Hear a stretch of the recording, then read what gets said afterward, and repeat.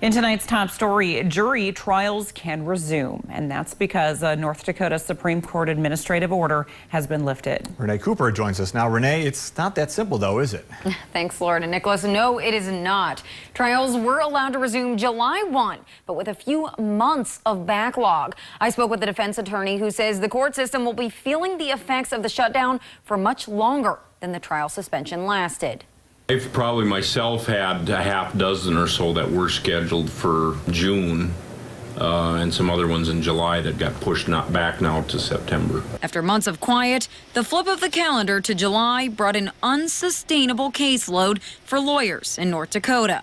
Jonathan Byers says September is looking like the roughest month in the near future. He has at least triple his typical caseload. I usually don't have more than one jury trial scheduled in a month. My cases seem to be ones that are take up more time than just a day. As for the pile of court dates that were set for July, Burleigh County State's Attorney Julie Lawyer says most of them will be pushed back once again. The most I've seen is 10 trials stacked in a day, and now we've got, there have been up to, I haven't counted recently, but it looked like at one point we had, I think, 20 scheduled in one day.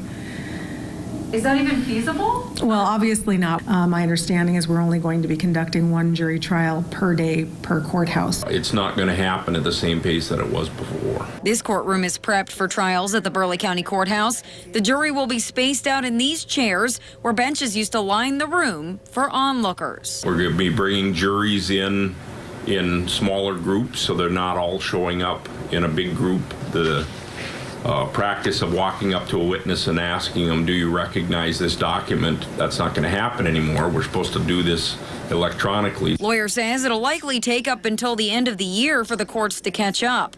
Byers says maybe even longer. It's kind of like having a month of bad weather and then all the golfers wanting to get out and having a few good days for all of them to try to get their golfing done. It's just not going to happen. And so we're going to see some effects on scheduling, not just jury trials, but just scheduling hearings is going to be impacting into next spring, I'm sure. My personal opinion is that 4 months wasn't an unreasonable delay because we've had cases that continue on for a year sometimes before they're brought to trial. Again, we don't like it when they last that long, but this was just something that was unavoidable, unfortunately.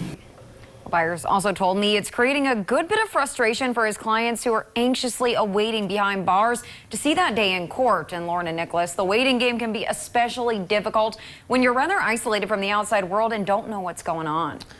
Renee, thank you very much. Community members in Williston